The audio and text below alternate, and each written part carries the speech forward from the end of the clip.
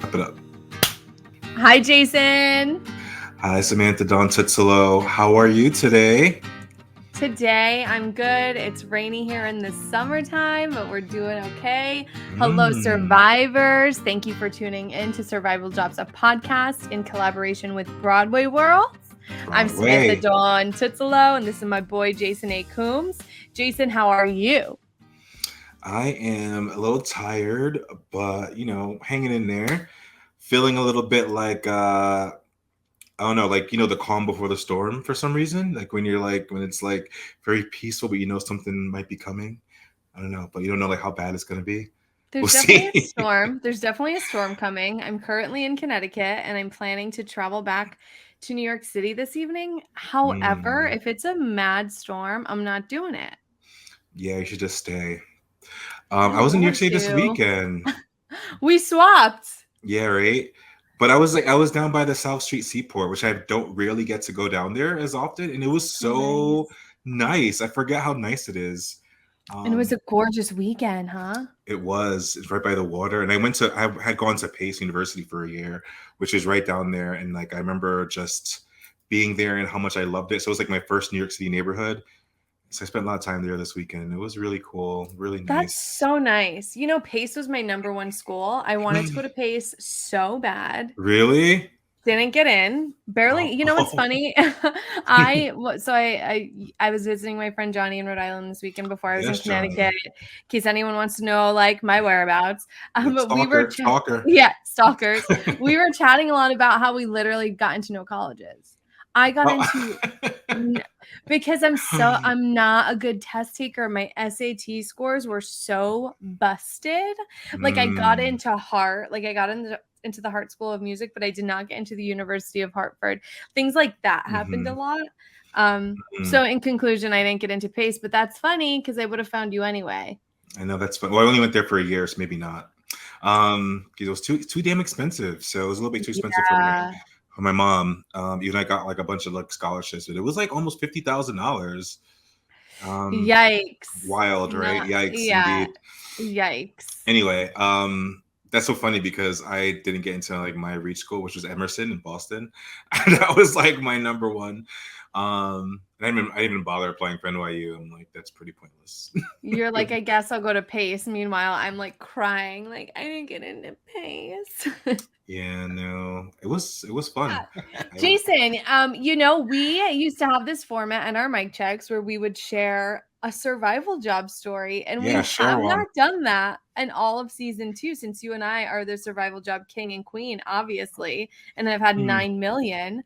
So I don't think I've shared this story on the show. So apologies to you faithful listeners if I have, but I really don't think I have. So there was this place on Columbus on the Upper West Side. It was like 72nd in Columbus called like Columbus Tavern. And I got hired as a hostess. I went there for 2 days and I immediately quit because there was a crazy chef. He was French. And on my first day, I was literally training 20. I think I was 20. It was before I turned 21. It was one of the first jobs I had in the city. I was 20 years old at this host stand on the Upper West Side. No idea what I was doing. Full light on my resume. Like never really hosted before. Like did at like a mom and pop Italian place in Connecticut. So like no true experience. And this French chef comes and throws like all of these tickets at me. Like, like the tickets that go to the kitchen. Yeah, what are they called? They're tickets. I don't know what the word is. Tickets, yeah. Yeah, food tickets. Mm-hmm. Yeah. Threw them all at me and was like, I'm not even going to attempt to do a French accent, and like screamed at me and said, yeah, it was like, are you going to get back here and cook all this food? Like, there's not enough help. Like, stop taking orders. And I was like, hi, my name is Samantha. It is my first day. I have no idea where I am. Like, I'm not going to cook. To answer your question, no, I'm not going to cook the food because I barely booked this host job. So eat a big D, you French man. You should say eat a baguette. Yeah, that was good, Jason. Eat a baguette, bro. This establishment is no longer there. I recently walked by. I don't know what it's called now, so I'm not like talking shit on a place that is operating. But yeah, there's my story. Exactly. Oh my god! Remember Keenan used to do the French guy and the Yes, on Keenan and Kale. Keenan Oh my Cal. Not god. Kale's a vegetable. Oh, I called him Kale with Cal. Keenan and Cal? Cal. Kel. Nope, Keenan and Kale. J'étais beyond des UK, the last decay, flatulence. I told you I had gas. Keenan's like a legend. He's got a star in the Walk of Fame. Legend. Oh my god, I saw that. That's crazy, right? That was iconic. He's iconic. he's our generation, Oh man. man. Okay, so before we jump into our amazing guest, Lisa, iconic, legendary Lisa Lampanelli, I wanted to just throw some shade at that church. Wait, I should have looked at. I was reading the church that tried to get away with doing Hamilton. Can you believe that? Yikes. Oh my god! Capital Y, capital I, capital K, capital E, capital S. Yikes! They are trash. Okay, they are the Door McAllen Church, and they tried to do Hamilton. Oh my gosh! Stress. I was dying from laughter. Do you see those clips? I feel bad, like laughing at people who were performers. No, I have to tell you. Oh man. Are they in a lot of trouble? I mean, yes, but like what happens now? So on BroadwayWorld, I saw an article today. They have to pay for damages for the unlicensed performances of Hamilton. They had to issue an apology to Lynn and the Hamilton team. They have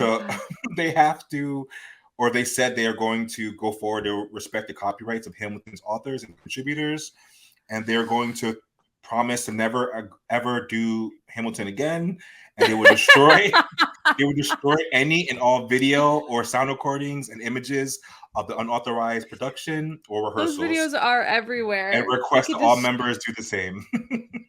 They promise. My favorite part of that is they promise to never ever do Hamilton again. Rightfully so. Like, come on, you can't. Like, okay. Ooh. I don't want to go on a tirade about the churches. I don't want the conservative Christians to come after me. But like, bro, don't be putting like gospel anti-LGBTQ stuff in your unauthorized work. Like, wait, what? Why are you adding sermons to Hamilton? Like, why are you like church separation of church and state? Separation of church and state. That's like literally what this country was founded on. People, come on. It blows my mind. Like, come on. Anyway, that's it. I'm gonna sip my fucking mango pineapple drink and yum. That sounds good. Try to de-stress. Yeah, I mean, smoothie. It is so crazy that they did that. Sorry, I have one more thing I'd like to plug before we talk about Lisa, who I love. Are you gonna do Hamilton? An unauthorized version of Hamilton and no. You know what? I probably could. I probably know a lot of words. I probably could do a little clip, but I'm not going to. I'm going to spare everyone. It's a shot. Come on. I don't want to throw away and I'm throwing away my shot. You know what I'm saying? So real quick, I help with the events for this theater company called the Egg and Spoon Theater Collective. I've jumped in and out and helped them for a few years. So I just want to shout out this weekend. They're having the world premiere of Randy's Dandy Coaster Castle.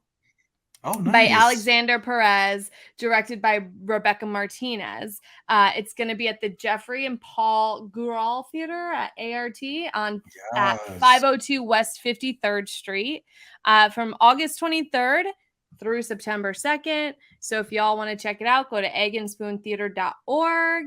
You can figure out how to get tickets on there, support nonprofits and new plays. By the way, it's a world premiere right there on 53rd Street. So that's just shouting them out. Yeah. There we go. Amazing. We have to support new work. You have to support untapped voices. Yeah. They work so hard and it's sort of like I was going to be like, it's sort of like what we do. We have our survival jobs and then our creative, but they're doing a lot more work than we are putting on full productions. Oh yeah, I mean, But all these people, to my knowledge, all are doing the hustle and the game and still creating and bringing new work. So shout out to them. yes, shout out to them. That's so exciting. I'm glad you're helping them too. You're such a great event manager. So they're so fortunate to have you. Well, I've been slacking. When they Well, listen, I have been slacking, but I'll buckle up for the gala and fired. I'll kill the gala. The gala will be lit. And we have to say a quick happy birthday to our friend Tom Michael, who always listens to every episode. It's his birthday today. Tom! So happy 33rd birthday. Let's bloop your spot. Today we're recording this little mic check on August 23rd. So happy birthday on August 23rd.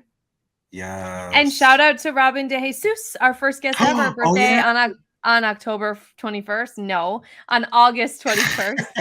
So we have a lot of Survival Jobs birthdays in August. I didn't know his birthday was the same. It was the day before Andrew Garfield's. That's so crazy. How Broadway is that? Yes, that's why they have such good chemistry. How Broadway? Yeah, how Broadway. Anyway. Lisa. Queen Lisa Lampanelli. Yep. Jason, tell everyone a little bit how Lisa came to us.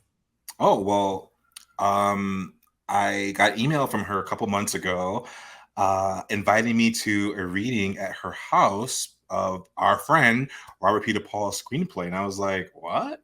I was like, Lisa Lampanelli's emailing me? You're like, this is pretty Broadway. Yeah. And I was like, oh, I couldn't do the reading, unfortunately, because I was working on another film festival.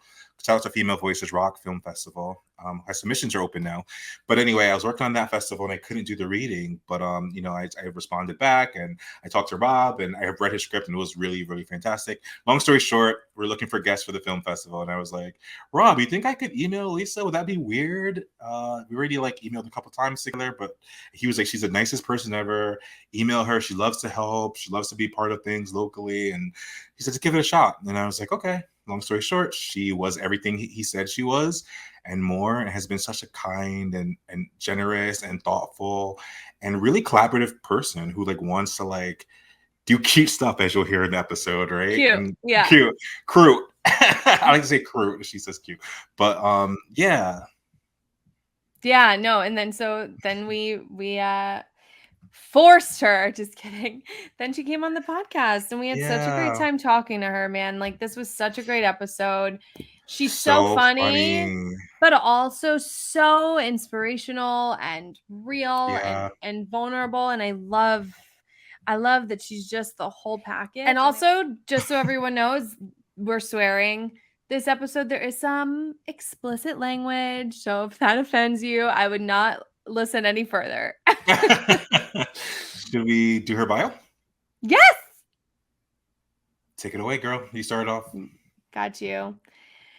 With a career that spanned more than 30 years, Lisa Lampanelli was a constant on the comedy scene. With numerous tours, Grammy nominations, and national TV guest appearances and specials under her belt, Lisa made headlines in 2012 when she lost more than 100 pounds with the help of bariatric surgery. The comedian went on to speak with unflinching honesty about her lifelong food and body image issues and prepared to make the transition from insulter to inspirer. She announced her retirement from stand-up comedy on the Howard Stern radio program in late 2018 and planned on dedicating her life to performing in storytelling shows, helping people as a certified life coach, and being a general, overall, skinny little badass. I love that. Can she be my life coach? I should ask her that. Yeah, seriously. So next up for the comedy legend is Lisa Lampanelli, Big Fat Failure, a cabaret show filled with stories and songs. Yeah, that's right, songs Lisa's going to be singing, y'all, in which the former Queen of Mean comes clean about all the things she effed up. So if you're someone who has screwed up more times than you can count, come see Lisa Lampanelli, Big Fat Failure, on Saturday, October 15th in Fairfield, Connecticut. There's 2 shows that evening, and they say misery loves company, but it dies in the face of laughter. I love that. I know, right? What a way with words. Should we pop into it? Enjoy, you guys. Yes. Hi, Lisa. Welcome to Survival Jobs, a podcast. Shut up. You know you love it. No. I love how like we've been joshing around and joking and cursing like And then for I'm 10 like, minutes welcome. before we hit record, and now it's like, hi Lisa, welcome to the podcast where losers talk about things they used to do and probably will go back to doing after they fail. I'm sweating. Jason's here. Jason, how are you, abject failure? Just a mess. Yeah. I just washed my hair, so it's all dripping everywhere. So there we go. It's cute though. She looked good. You. Trying. Yeah. Yes. I feel like we're doing my normal spiel now. I think I'm going to get yelled at. I was going to say, we're so happy to have you. Well, here's what I'm worried about. Does anyone even know this voice? Like, does anyone know who you're talking to and who's being so rude? I'm being so rude. Do they know who I am? Of course. We do a mic check before that you're not in. So we do a whole intro. Bitch. We set the whole thing up without you, girlfriend. Don't even worry. Okay. Yay. Yeah. So I just want to let you know. So everyone listening, we talked a lot about the Bridgeport Film Festival on a previous episode. That is where Jason and I met Lisa. And I want to say I have been saying cunt so much since we had our interactions. And it's my new thing, I think. Oh my God. I promised myself I wouldn't cry. I love touching people's lives and not their C's. So I'm really happy that I have shifted and changed. I mean, years ago when I was like saying it on stage a lot before I retired from comedy, people were like, oh my God, you've reclaimed the C word. And I'm like, yeah, it's not even offensive if you don't mean it. If you say it with love. So when people come up onto me on the streets and go, oh, can you call my sister and call her the C word? I was like, happily, because I don't know your sister, but chances are she is one. Wait, why do people come up to you? Are you famous? Well, I used to be, and now I'm just another loser. It's okay. Like us on survival jobs, losers. Which is great. Like, what's great is you guys are on the way up. I'm on the way down. So I think somewhere in between. I'm just the one who's already realized at my age, because I'm twice your age, that it's all meaningless bullshit and it doesn't even matter. All that matters is what a good person you are. And since I'm the best person you ever met, like, you're welcome. No, Jason's you are the best person I ever met. Just so you know. Oh my gosh. Lisa, well, anyway, we are so happy to have you. We've been, like I said, I'm not ready to laugh today, so don't make me laugh. I won't. And you know what I'd like to say? This has been 3 minutes and 23 seconds of two white bitches talking over a black man, and I don't like it. I would like to say, Jason, as a marginalized member of the population on 2 counts, you must speak. I mean, you don't have to, because now it sounds like I'm ordering you to. He has the first question. So okay, it works. So let's let Jason rip, because Jason, you're the man, so you should be in charge. Because I'm really all about the patriarchy. Okay. Yeah, I'm going on mute. No. It's exciting because, like Sam said, we met you during the film fest, and you've been just so sweet to us, and we really appreciate you making time. So thank you. But yes, of course. Well, I think we know there's a double-pronged reason. Double prong sounds like your nickname on Grindr, but there's a double-pronged reason for me coming on the show. Of course, the first is that I really do in my heart. I only do podcasts and radio stuff and stuff anymore because I'm retired, that I really like the people. Like, I don't bother with crap that I don't like. So I first was like, oh my God, great. We can do this and have fun. Yeah. And then I was like, wait a minute. I have this cabaret show coming up at Trevi in, Fairfield, Connecticut on October 15th. And I was like, oh, I can double prong them with a plug for the show. So I'm not stupid. Yes. Don't act like I'm stupid. Tickets are on sale now. Yes. August 23rd, they went on sale, and get them while they're hot, because LL's going to sing. So I'm basically here out of love for you, but also ruthless self-promotion for my gay show. Yes. We love that. We need self-promotion. You gonna be singing? Oh, okay. Dude, it's literally a show. And I think this really does apply to what we were talking about. The word failure is so tinged with negativity. And it's like such bullshit because I have been a huge success in one way, stand-up comedy. Also, I'm a great driver. Those are my only two talents. And I park well. And I think that goes under the heading of driving. So I have two talents. I do not suck D well. I do not, terribly. I do it wrong on purpose so nobody asks. So, I have been a failure at relationship, marriages, some friendships. I've been a failure. My book wasn't a bestseller. My off-Broadway play, yes, it had 2 runs and it didn't make the money I wanted to make. So I have all these other failures personally and professionally. I'm like, let's write a show with some fun songs in it and some stories in it. So we can, it sounds super dumb to say celebrate failure, but honestly, like if I don't, as a kind of a successful person on paper, talk about failure, how's any Joe Schmo on the street going to talk about it? Like, I think there's power in things like when Oprah talks about weight struggles. Like when you see a powerful person who you think is a success talk about their failings, I think it helps people. And through this silly show about, it's called Lisa Lampanelli, Big Fat Failure. I think like it'll help others feel not less than, because I felt less than for a long time because I couldn't make anything else work. Preach. Yeah. That's why we love this show. Mm-hmm. Sorry, Jason. Here I am talking over you again. Yeah. Okay, wait, bitch, be quiet. No, I do mean her. But, No, that's so true. I was gonna say, like, have you read our prompts? Because that was gonna be a question I was gonna ask you later. But no. I mean, that's what I loved about you. You're like, if there's anything you want to talk about or not talk about, let us know. And I'm like, I'm an open book.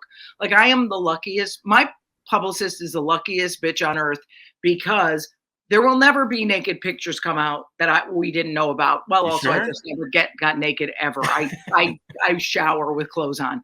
So I'm like, I'm just kind of like an open book. So you just ask whatever you want, honey. All right. So I have the first one. I'll start it off.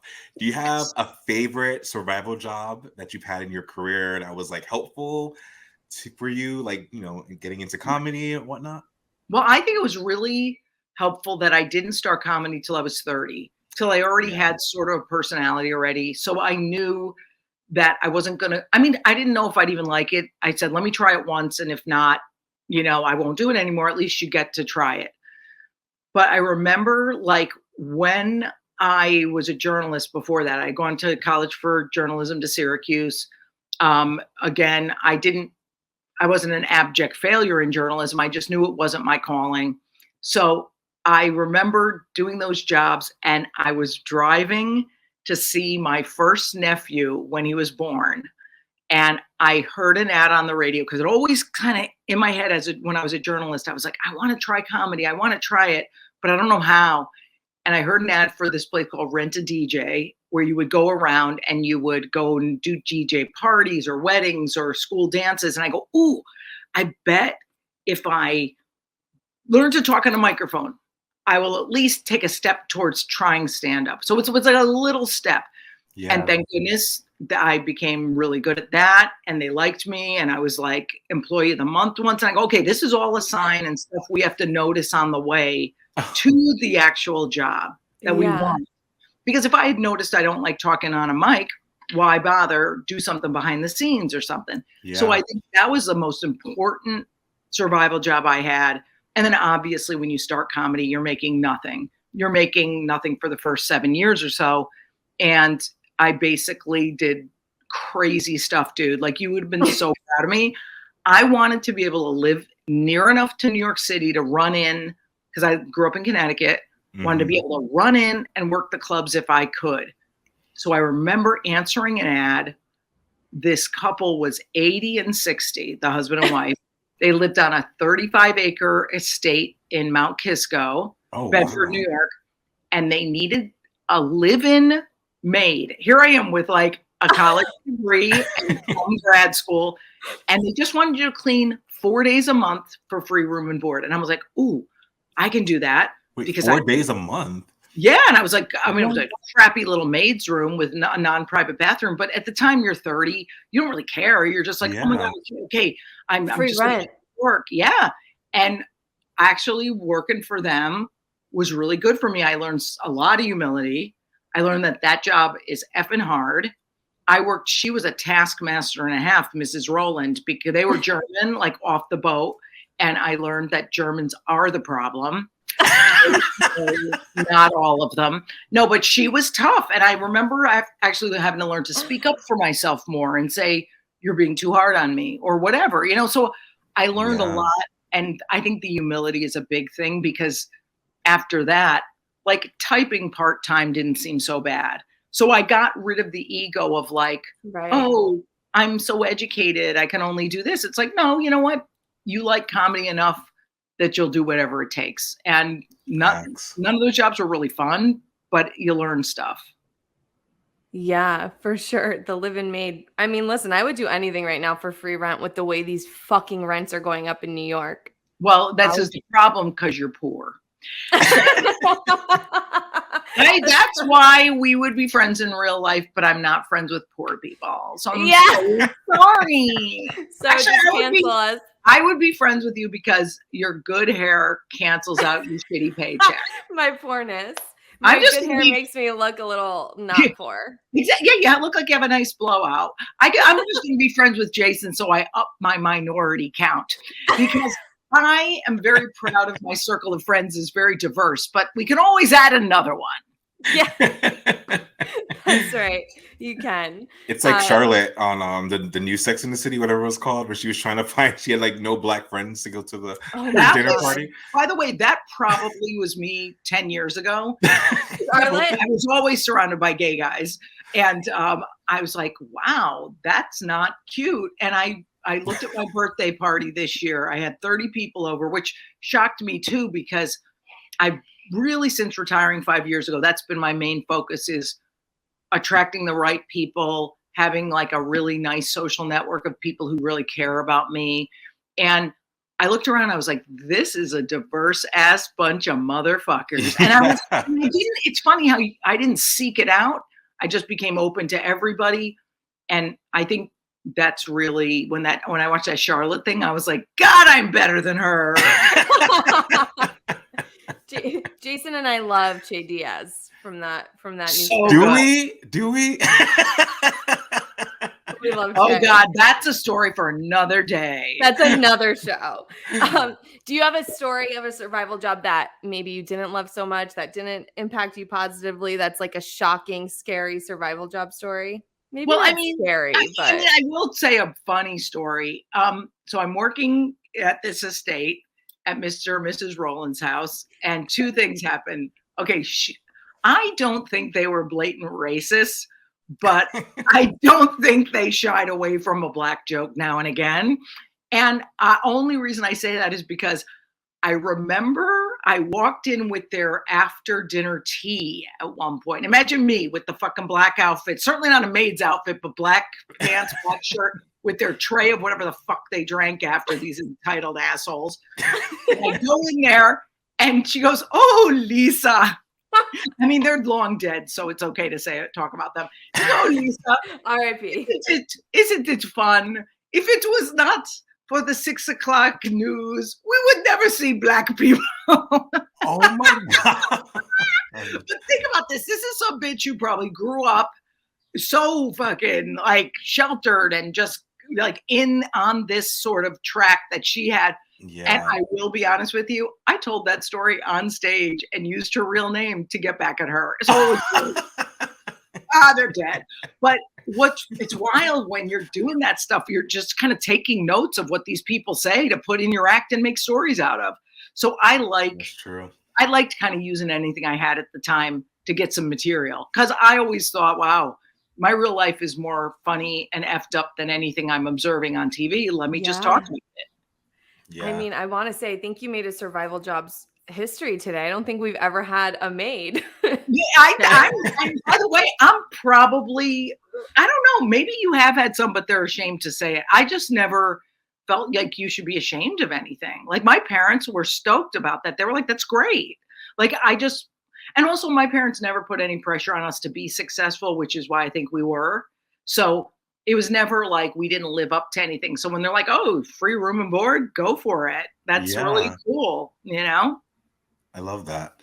I have a random question. 'Cause I was researching you, of course, and I saw something that said that you didn't watch comedy specials growing up, and you didn't Never. start until you became a comic. Well, by the way, there was no such thing as comedy specials growing up. There was Mm. people would do the occasional set on the Tonight Show with Johnny Carson or this or Yeah.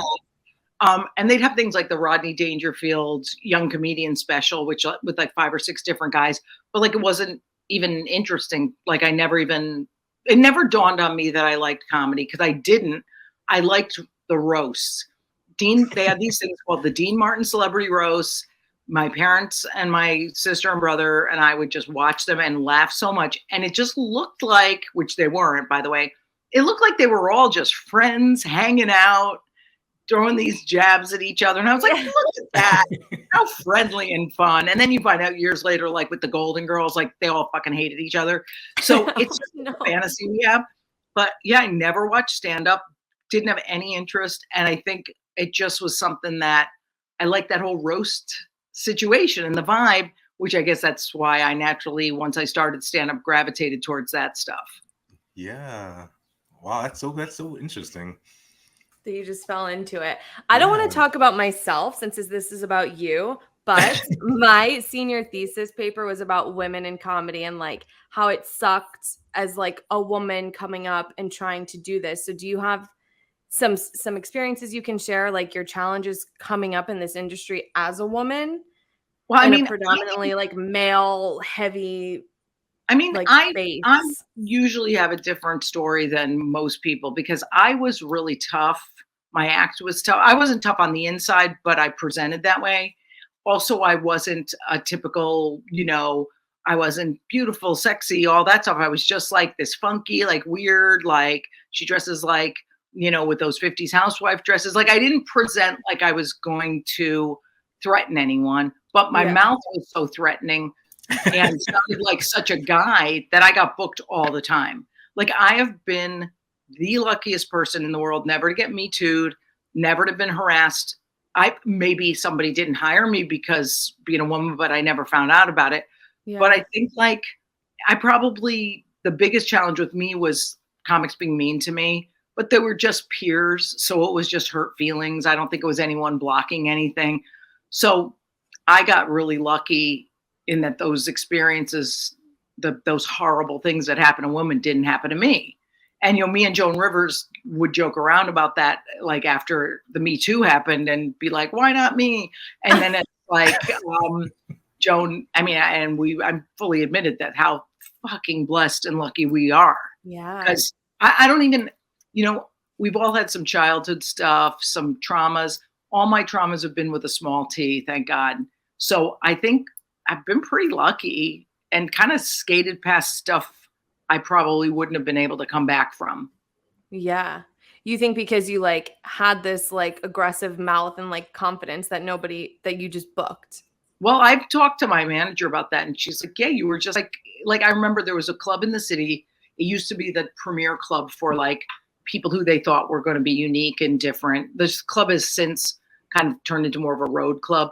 But when the comic strip in my era in the 90s was big, it was like, oh my God, if you were allowed to perform there, they had faith that you were going to get a sitcom someday about yourself or whatever. So I remember getting passed to work there and it was so exciting. I remember the booker at the time was really tough and he just loved talent. And if people were bombing, he'd be like, go in there and fix that.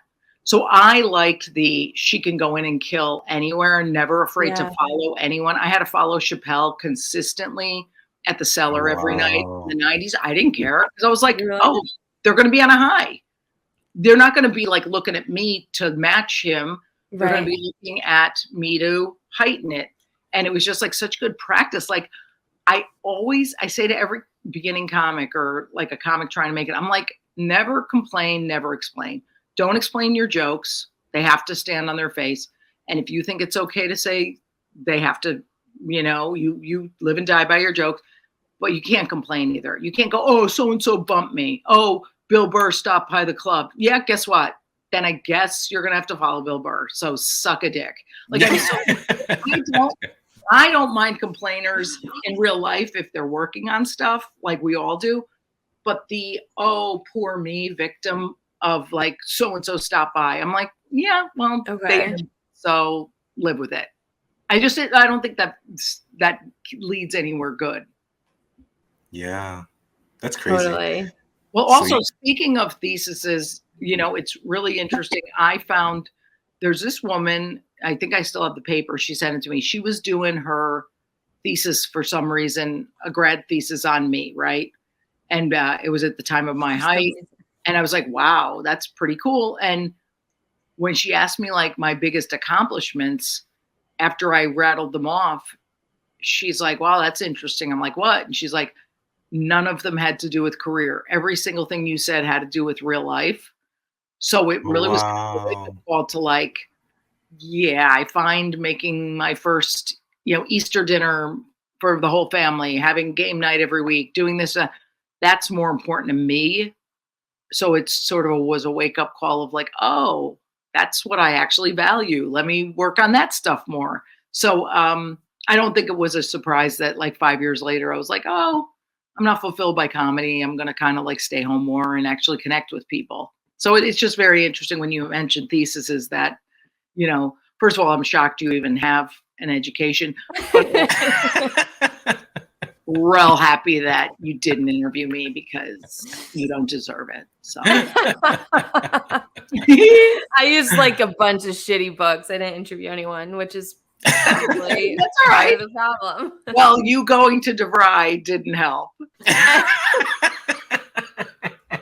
Hey, Jason and I went to state school together, okay? I'm proud of both of you because, you know, I used to have a podcast and one of the guys would always argue that it doesn't matter where to go to college unless it's, you know, if you're going to be a doctor or a lawyer or whatever. And I would argue that it doesn't even matter if you go to college. Like, it is so overstated about this track that we have become convinced we have to get into debt for.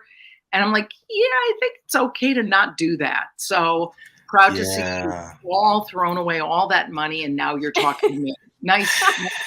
I'm happy for you. At least I got Jason. At least we got each other out of it. That's a good part, right? You know, that's about it. That's about it. I haven't paid my student loans in years. I'm just like, me either. The pandemic, I'm like, I'll take the next. No, do it. Do it. I saved mine off till I started making really good money and then just paid them off. So guys, clearly Jason's going to make it and then he'll pay it for both of you. And you, my friend, are an abject failure. And that's okay, so am I. Jason, let's remember this, that you said you're going to pay my student loans when you make it big. Hey. What day is it? August 13th. Thank you. That's hilarious. Okay, Alisa, Chevy Chase was your first like major roast, right? Well, I would call that a minor roast because it was so bad, except for me and a couple of others, that they rerun it like once every 10 years because Chevy is the biggest douchebag on the planet. And again, I'm sure he was in some kind of emotional pain, and that's probably why he wasn't nice. But he made it very difficult for people. But I was like, well, it's my shot. Like, I remember leaving my apartment. I had a little studio in the city. It was the first place I bought. And, oh, it was so cute. And I remember leaving that day, and it sounds like so silly, but I like looked back and I was like, okay, when I come back into this apartment, my life will have either changed for the better or definitely the worst, because I'll either kill or I'll bomb. And it's such a violent profession that we use words like kill and bomb as standard. You know, it's an insane occupation. So thank God it went really well for me. But Chevy just legit wore sunglasses, stared straight ahead, didn't laugh at anyone, but I got a smile out of him because I stuck to my guns because I wanted to do well for me, not for him. And it shifted later where the guys were great sports, like even Trump, believe it or not, who obviously I'm not a fan of. Wait, who? I'm kidding. Yeah. We don't say that. Don't worry. He's hopefully by the time we release this, hopefully in a different country.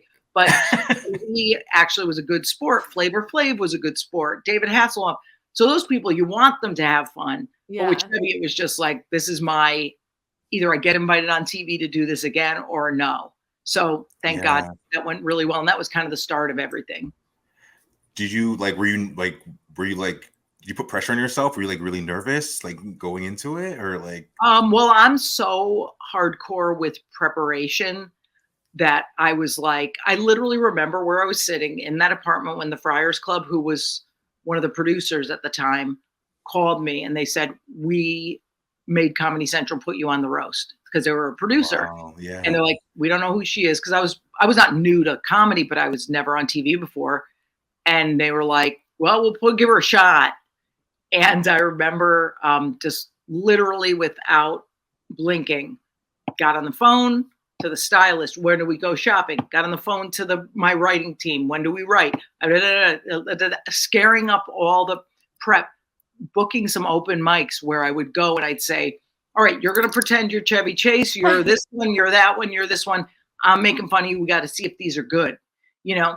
So I'm not a nervous person. But afterwards, I get sick.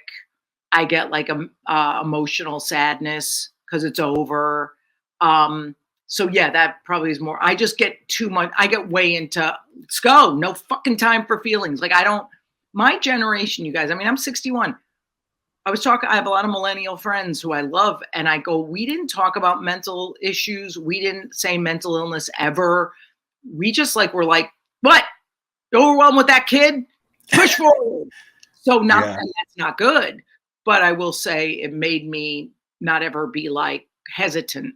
And it made me just be a kind of a badass, but kind of, the other ways kind of a little bit better to admit you need help.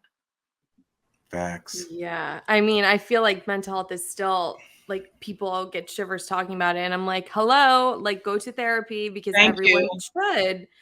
Yeah. I would be in the street. I would be in the middle of 10th without Joanne, my therapist. Like, it's so important to talk about and say like, hey, like I feel fucked up this week. And so I need to go to a lot of therapy and like also take a mental health week. Thank you. Goodbye. Like, well, that's the thing. Good.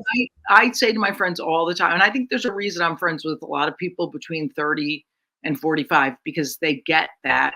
Because I started therapy when I was 25 and like on and off for the last however many years.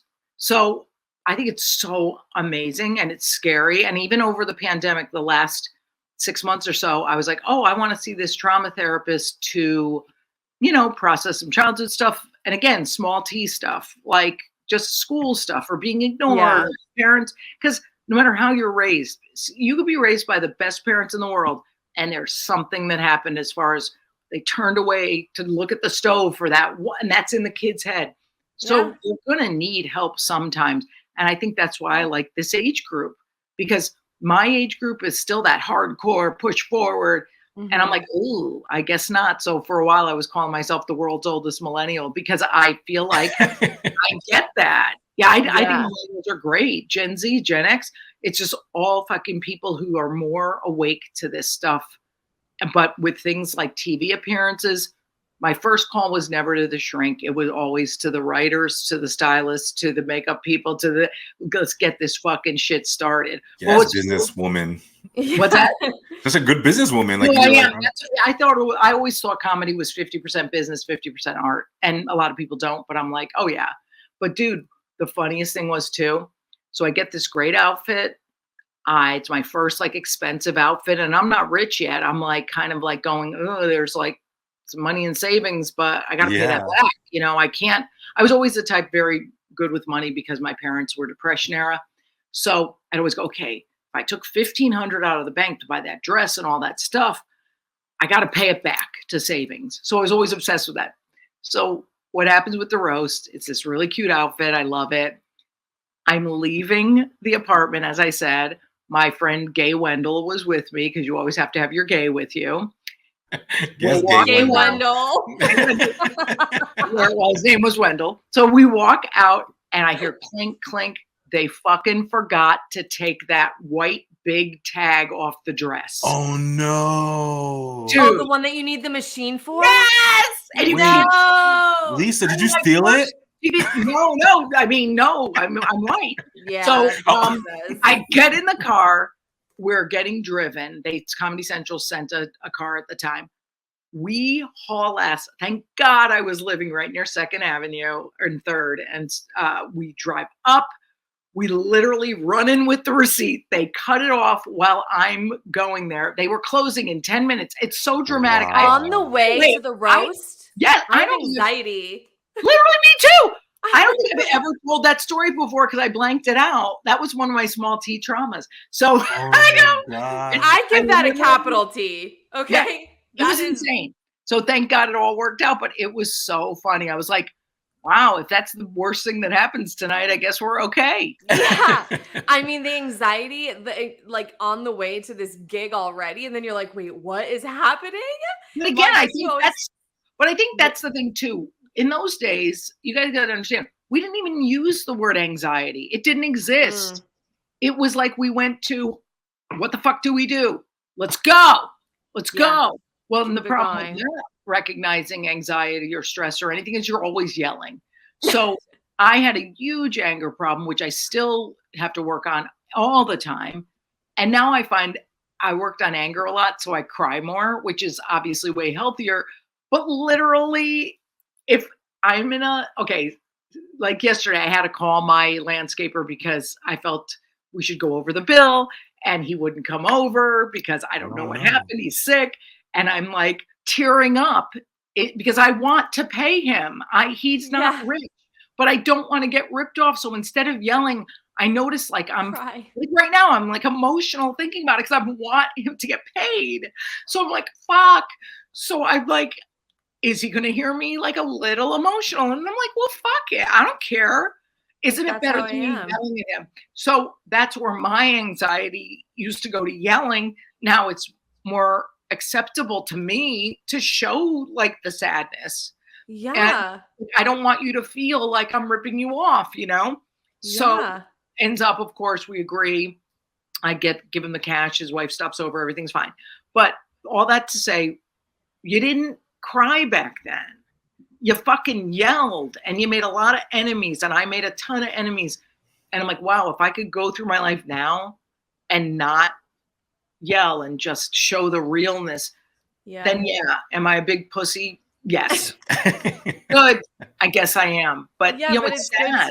It's good to be vulnerable and open, which sort of leads into my next question of like, you did dabble in some films here and there. Like, did you ever want to do more acting? And by the way, like now the way you are, you're just so open. You literally just cried tapping into your feelings. Go book a movie. Like, would you ever want to do more? But that, my friend who introduced me to Jason is this guy, Rob Peter Paul, who's a really, really good actor. We love Rob. We love him. Rob's going to be in my show October 15th. Yeah. Oh, amazing. Did I mention October 15th? We'll talk more about it for sure. I'll the link in Jason's bio. Seriously, like Rob, when I go over and he helps me a little with like storytelling and stuff, like because I just talk into the recorder and he asks questions for stories for the show. He goes, oh my God, I saw your Two Broke Girls. I saw you in this movie or whatever, like this little thing or whatever. And he goes, you know, you're really good. You should really do that. And I'm like, yeah, but I kind of like don't want to. Like, there's this weird thing when you just do stuff if it tickles you. Like now it's like, if it tickles me, I'll do it. Like if my manager calls me, you know, and says, oh, so-and-so wants you to do this. And I'll go, oh, that sounds cute. So I literally judge everything by, does that sound cute? Like, I forget what, like even your podcast, I was like, that sounds cute. So we got offered a reality show based on me. And the description wasn't cute. So I rewrote it and I was like, well, if they want the cute one, the one I want to do, then we'll pitch it to a network. And so they did. And so we're in that process. But I'm like, if it doesn't sound like it'll tickle me a little bit, I don't want to do it. So if someone said, do you want to do an off-Broadway run of ... If it was a silly little one song, 3 lines of dialogue, show stop, like Pippin's grandma thing, you know? Oh, yeah. Sure. Because that's easy, fun. But I don't know. There's something if it doesn't. Just my father had the greatest saying. He was a fine artist. And he'd go, just because you're good at it doesn't mean you have to do it. And I fucking love that. It's very freeing. Yeah. But I think it's obvious that I'm the best actor who's ever lived. So that being said, maybe someday. Yeah, I can't believe. Where's the Oscars? Give her an Well, Emmy. wait. Well, you're going to laugh. I cannot memorize. I have this thing where I literally can't memorize. I don't know what. It's just, I guess, a skill you develop as an actor, but I never did. I just knew my set and I did it. So I got offered to do a pretty weighty play about 6 months ago, and it broke my heart because it was in a real legit theater. And when I got that script, I just started crying. I was like, it's all heavy dialogue that was so written in my voice, but it was so much. And I had to call the producer and the casting people and just go, I want to explain why I can't do this. It's because I can't memorize. And they're like, no, we'll get you a coach. I go, no, you don't get it. Like, You would murder me. I would kill myself and you. I have to bow out. And they took it as good, to be honest. And they said, if you ever want to do something at the theater, let us know. I said, yeah, if you have 3 lines, I'll fucking do it. But you see, so Broadway. I don't think that's going. I think that's going, I know my limits now. Yes. And if it becomes important to me later, I'll work on it. But right now, that would have ruined their show and really made me, I hate to use the word, but anxiety ridden for months. Well, at least you know like your strengths and weaknesses, and also how blessed and like in such a great place in your life, you're like, if that's not cute, I'm not doing it. Like, I feel like so many people have to just yes their way. And that's like really amazing. Well, but I do get that comes from a lifetime of being good with money and saving. And not everybody has that privilege. It's a privileged thing that you get so, I'm not saying I made it because I'm lucky. I was fortunate. I was good at comedy and I was smart enough. Thank God for my parents were like, you save. So I could step away and go, this doesn't feel right anymore. I'm not into it. It just doesn't feel like I like that type of comedy anymore. So it is a privileged place to be, but it's also even little decisions of turning down stuff that doesn't feel exactly right, even if you're in scarcity mode. So if you're like a beginning actor and you're like, well, I want to grab that because I really need the money, but that guy seemed a little creepy. And it seemed like I didn't want to do I take my top off, whatever it is, or I didn't want to say these words or something. It's almost going 2 more shifts at the coffee shop would be more perfect for me than that. So I'm just saying, even if you're not in a privileged position, please don't force yourself to do stuff that makes you sick or sad or in danger. Right. Go take a shift with the Germans. I forgot their name. I forgot the name. What if a bitch like me can clean houses with some graduates? I love that I always have some graduate work because I was in a program at Columbia. Get this, I always shot really high with education. So I was at Columbia. I did a summer program at Harvard and a summer program at Yale. And I'm telling you, I am never smart enough to get accepted for the whole year. It's just the summer. Just the summer. Yeah, more than most. I'm like an Ivy League moron. They won't let me in, but they'll take my money for 6 weeks. I love that. Ivy League moron. Lisa, your comedy album, Back to the Drawing Board, was nominated for Best Comedy Album at the 58th Annual Grammy Awards in 2016. Yeah, but guess what? Listen, here's what I'm going to say to you, Mr. Bad Researcher. I was nominated twice. Oh, was that the second one? Yeah, the first one was for my Bad Researcher. Okay, no, it was for my HBO special, Dirty Girl. And I tell you what, you have never been more miserable than at an award show. Oh no! It is horrible. It is only fun if you don't take it seriously. I knew I wasn't going to win both times because you just know because you don't campaign. It was I didn't even know there was a comedy award. Like I was just like, yeah. But the first one, I had so much fun because I flew everybody to LA, my parents, my sister, my niece, my brother. And I was like, oh, this is so great. We all stayed at this really, really fancy hotel. And then it's this exhausting thing that doesn't feel good, except, again, the dinner with the family, the leaving the Grammys early and coming to a hotel and putting the robes on, sitting with the family, the breakfast with the family. I'm like, what the fuck? So the second time I got nominated, you would be so impressed. First of all, I had forgotten that album came out. So I was like, cute. Well, I was like, I'm not going to this fucking thing. But then I remembered, because my father had just passed away and he was like my favorite person. So it was very difficult. But so I go, wait a minute. If I go and I take my little niece and nephew only, they were like 14 and 13 at the time and so cute. And we all take some of my dad's like suits and have them made for like red carpet, like made by a tailor into like garments. Oh, I love that. that. We could just have so much fun, the three of us. And that's the way to do the Grammys, is when you go, you don't take it seriously. You have such a good time and you're with those right people and kind of representing this thing we wanted to put out there. So, Yeah. I mean, again, it's so hard to listen to this, I'm sure, as a struggling actor or somebody and go, yeah, well, you get to do that because you were famous already and stuff. It's like, yeah, but just do stuff that feeds the soul in every part of life if you can, no matter if you are yet to make it or you've made it and are now considering yourself on the way down. There's ways to get that soul hit that you need. That's how I feel. Yeah, for sure. So would you say that that's like the main reason you retired, because you were like, I need to put all my energy into the things that matter? I mean, I you wouldn't said say that a bunch already. I wouldn't say all of it. I'd say much more. Yeah. Like I shockingly, I have 8 nieces and nephews. I missed 8. Yeah, I missed maybe 2 birthday parties and 2 holidays. Like I really was hardcore. My brother wrote me a note once about different things about me and that were good. And he was like, you always came to everything, even if it was like an all-nighter. Because I would fly in and drive to that party.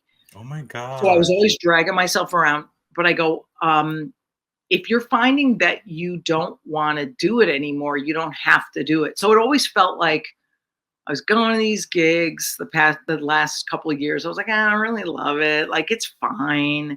And I go, I want to do something that's just not just fine. That whole like energy was shifting. And also I had started working on that it really doesn't make you a better person to be a success. And its accomplishment really doesn't feed the soul like I thought it would. So I think those things that started happening, I'm like, oh, I can get out of this and still be a human and see how that works. And by the way, that's followed with a huge amount of sadness about who am I? I don't even have an identity. And then after all the work on myself, it was like, oh, I'm just a person. Oh, that's cute. Okay, I could just have fun. And I don't have to do anything ever again for approval. But that's, I mean, again, 3 years of hard work on post-retirement. What's up?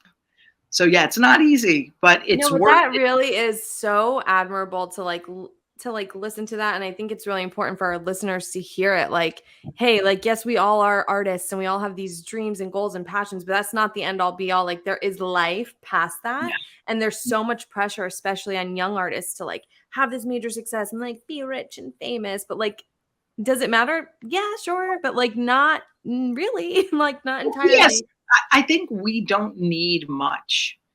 I think we need a place to live. I mean, I always think about that little studio apartment and I'm like, that was like, I love that place. Where's it at? Is it for rent? It's in there, right? It's in Tudor City. Tudor City is so cute. It's this little, I was such a baller that I literally bought it right after 9/11 because I knew everybody was moving out. And I was like, yeah, I'll fucking buy it. I found, get this, it was a studio in a luxury building for $119,000. I mean, it was hilarious. Wow. So, and again, I was privileged enough to be making money, privileged enough to have my parents co-sign because it was a co-op. So yeah, my life has been easier due to several privileges. But the point being, if you just become a noticer of your life. If you start to notice that every Thursday you're miserable because you have to pack to go away, if you notice that every day you go, I used to love the stage, but something shifted and I don't, and I want to do, behind the scene. Working in Starbucks feels better because I'm connecting more than a stage that's people are 7 feet away. Whatever it is, it's like, you don't have to act on it. Just notice it so you know how to move forward.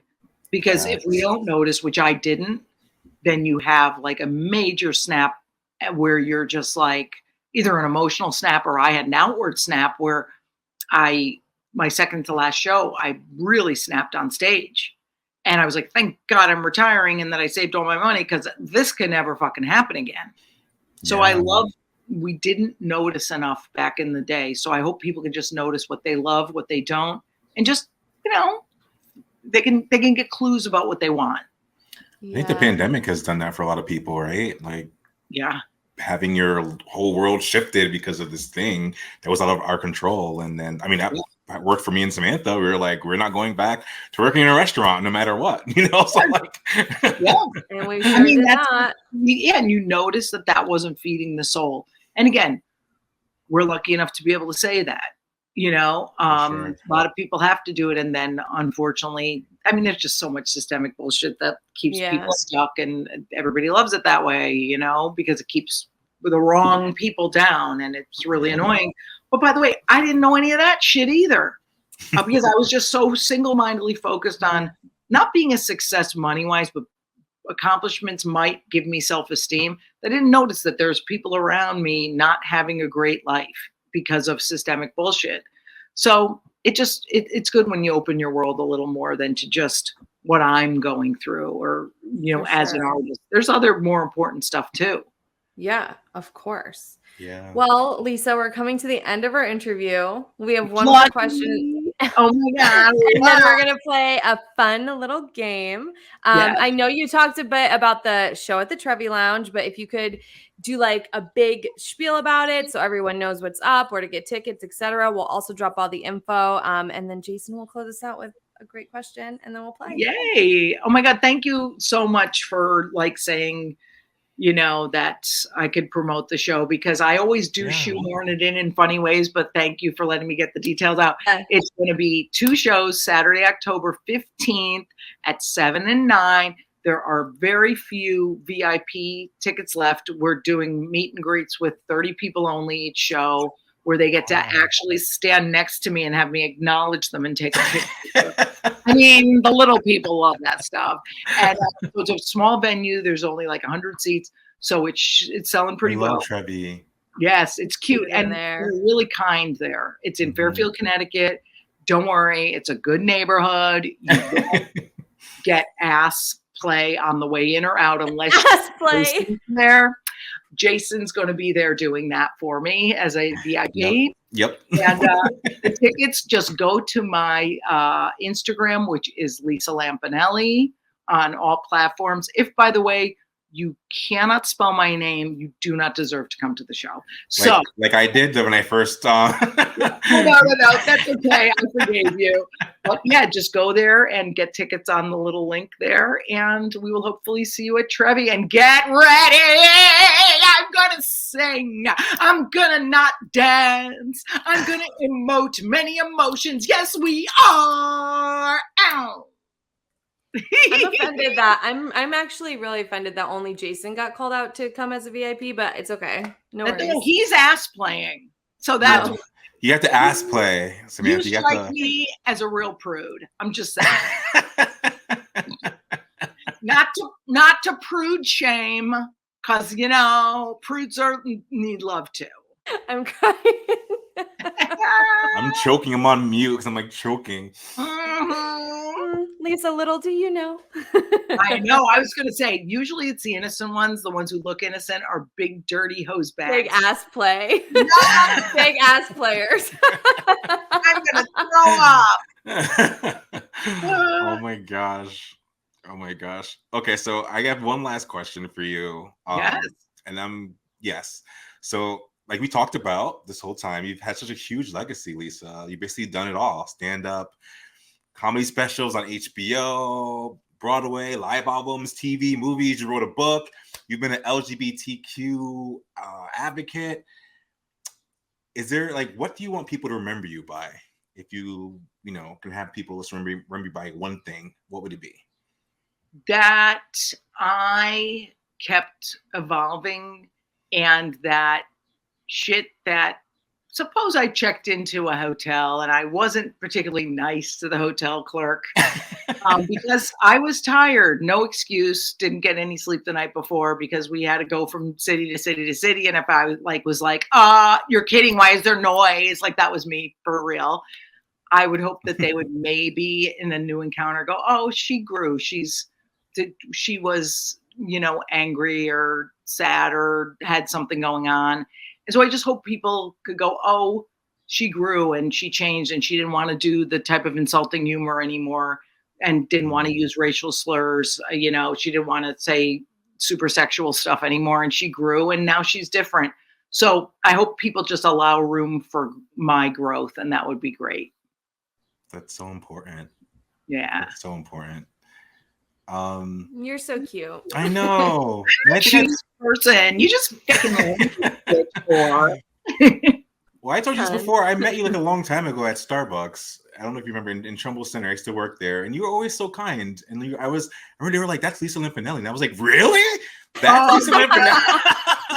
I do, believe it or not, I do remember you because you were always really nice. Yeah. And I was never, by the way, cunty at Starbucks. I was I was really nice. Getting your coffee. Even when I hadn't processed my anger issues or worked on them much, 90% of the time I was always pretty good. But I think also that's part of the problem when you're talking about anger is that you're pushing down, asking for what you want. And then suddenly you explode on the wrong person. But I'm so happy I wasn't mean to you at Starbucks. I was probably so fucking happy to be having many coffees that I was like, oh, I can forgive Jason's mistakes. You forgot the extra espresso or something. Right. Put a pump of sugar, pump of vanilla. Yes. So for our game, since you are the queen of roasts and meaning, we thought we'd like to take a turn and give toasts and nice kind words to celebrities. So we're going to do like a rapid fire toast. Okay, so I'm going to have to try to find something nice to say about oh God. Okay, good luck. I'll try not to go into old bad habits. I'll try to be nice, okay? Yeah, let's see. Let's see if we've evolved. Let's see if we've evolved like the legacy. Jason, you want to take the first? Sure. Let's start with Hillary Clinton. Oh, I love her. I say, don't lock her up. Put up with that husband diddling that other lady and many more.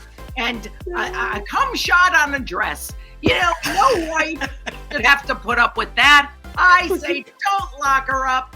Make her president, goddammit. I'm sick and tired of people being worried about women pushing the button. If we can handle you goddamn kids in a period, goddammit, we can handle the nukes. Perfect. Okay, next, Beyonce. Oh my God, okay. I must say, I'm a late comer to the game. I'm a late adopter of Beyonce. Because I did not know there was such a thing called the Beehive, the Bayhive or something. And I asked my gay friends last week, I really did. I had a little party and I said, explain this Beyonce to me. She's very beautiful and gorgeous and talented. What's the obsession? I forgot to listen to the answer because what I do is I ask questions and don't care. I must say, I think she is terrific. And I say this is going to be controversial. She deserves better than Jay-Z. I'm sorry, I said it. I said it. She should have 4 husbands. She should have 4 that wear her hand and foot and do her bidding and her nails. That's it. Preach. And her ass play. Yes, of course. Oh my gosh. Chelsea Handler. Oh my God. Okay, can I tell you? And this is public. I don't even care. Chelsea and I developed a talk show idea for me that we pitched to networks. And at the time, she was emotionally distant. And it always hit me like, wow, I never thought we were friends, but we pitched this show. So I was like, well, we're partners. And she was kind of emotionally distant. And about 3 years later, I show up to do one of her talk shows. And she's super emotional and like not, upset her. She's just like, oh my God. And there was a warmth coming out of her. So okay, something's going on. Then her book comes out where she talks about all the therapy she had. And she was talking about how she was emotionally distant and the therapy broke her open and the big journey she's had. And I became obsessed with her. And I was like, and that's why we get therapy. And she really did it. So I'm like the biggest fan of her. She is a living embodiment of how you can go from that hard edge to someone who's super soft, but still funny. That's what's great about her. She can still be funny, which people are afraid, by the way, if they get help, they'll lose their talent. It never happens. They never do. Preach. Yes. Okay, Viola Davis. Oh my God, I love her. Truth be told, I started her book and I had to take a break because it's really rough. It's beautifully written, but she had a traumatic childhood. And I was like, okay, it's one of those books that I go, yep, we're going to get back to that when I'm in a really good mood. Because you have to almost, but it is beautifully written. I actually sat next to her and her husband on an airplane to LA once. Oh, wow. And I know this. I mean, they were so cute. I kept because you know how JetBlue Mint, well, you guys don't know because you are poor. Yeah. I did Delta One once. Yes. They have one seat here in a pod, then two in the middle, and then another one. So I was in the one seat and then the two of them, and I kept being like this. And I'm kind of not recognizable anymore, but I kept doing a look over. And, they were kind enough to smile, but I was like, you don't want to say anything to them. Same thing happened with Emma Stone. I totally want to say hi to Emma Stone. Basically, all I have to meet is Octavia Spencer, and I will have the entire Help cast. Although Jessica Chastain is the best thing about that whole movie, let's be honest. I love her. But anyway, I love Viola Davis. She's the real deal, man. Aww. She's hardcore. She's the fucking OG, man. Any day of the week. Viola, call me. We'll do work together. Yeah. Viola, are you listening? Right? Probably not. Yeah, likely no. Will Smith. Oh, God, don't get me started. I can't. I fucking can't. I can't find. Do I have to pass? Okay, no. Pass. I'm not going to say what I don't like about him. I'm going to say something I do like about him, which is absolutely undeniable. I put off watching King Richards after the thing that happened at the Oscars because I was so upset about it because of comics being attacked is ridiculous. I put it off for 2 months. Then I said, you know what? This is supposedly great. You got to watch it. It was spectacular. Yeah. Roped me back in. I said, okay. But I have a real tough time separating art from artist. Meaning I will never listen to a Michael Jackson song again. I will never watch so-and-so, James Franco again. And I'm like, okay, that's just me. People are allowed to do what they want. But it just hits me wrong to watch someone who's done shitty stuff. But I will admit, King Richard's top shelf, fresh, also really good because of Aunt Viv. Yes, the original. Yes. Cool. Okay, Kathy Griffin. Oh my God, Kathy. Kathy is insane in the very best way. She's so brave and uncomfortable. It makes me so uncomfortable that she fights back with everybody because I can't. And she doesn't mind when people post crappy things about her and she addresses it. And I'm like, how do you not let anything bother you? So I don't know. She said to me, that doesn't bother me. She's way tougher than anyone I ever met. So I'm like, I don't have that. If somebody posts something shitty about me, I totally cry. I'm all upset. I go right in with the feelings. But boy, she's either a great actress who can pretend it doesn't bother her, or she's just a ballsy bitch. So I got to say, I'll go with ballsy bitch for her. That's my girl. Love that. Last one, Whoopi Goldberg. Well, listen, she is clearly hugely talented. She has every award you could possibly get. I don't watch this View. Now, I don't like this View because I don't like hearing other people's views. I like to stay stuck in mine. So I never liked that show. And there are a bunch of yentas talking about stuff. If I want to hear a bunch of complaining bitches, I'll stay with my Italian family. So I don't like that Whoopi because I don't watch it. I like her though because she's a kind person. I dealt with her a tiny bit on Celebrity Apprentice. She was really sweet. She was really a fan of mine, which made me almost die because I'm like, oh my God, you even know who the fuck I am? Yeah. Oh. Crazy. But she's OG, man. When she did her Broadway show and all that character work, and I'm sorry, but I will watch Jumpin' Jack Flash in a second. Yeah. Sister Act 73.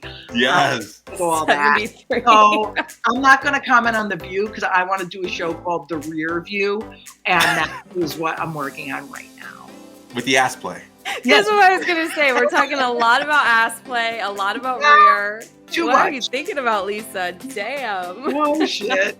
Thank you so much. This was so much fun. You are amazing and funny and real. So real and vulnerable. And we love that about you. Oh, my God. Thank you, guys. This really was fun. And it was cute. I love it. It was cruel. Can you tell all... Sorry, what? Go ahead. Go ahead, please. I was going to say, can you tell our listeners where they can follow you and keep up on social media, websites, to keep up with your projects, whatever Well, it's so funny because I recently went private on Instagram.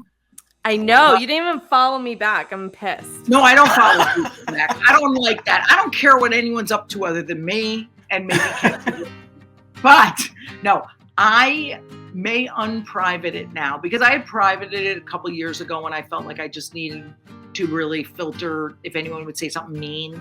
Like I can kind of handle it now a little better. So I may unprivate it.